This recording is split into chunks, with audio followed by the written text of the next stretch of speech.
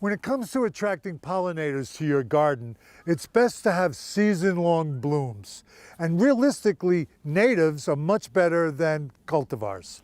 But in planning a pollinator garden, also consider different shapes of flowers because each shape is suited to a different pollinator, like honeybees or hummingbirds. It's probably most widely known that hummingbirds, with their long bills, hover over tubular-shaped flowers that provide lots of nectar.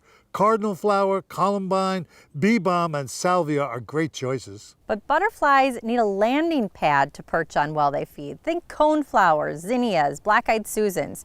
They also love flowers that grow in umbels or big clusters, like lilacs, allium, Joe Pyeweed, milkweed, buttonbush, yarrow, and sedum.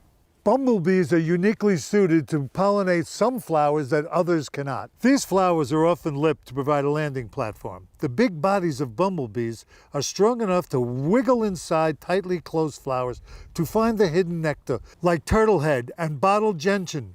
Baptisia, monkshood, and Virginia bluebells are all great choices.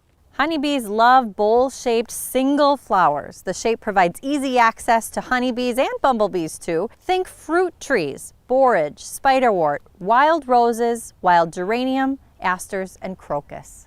Of course, these are just a few of the many flowers for a few of the many pollinators, and there's a lot of crossover happening. What's good for one is often good for another. So use these choices and welcome those pollinators to your backyard.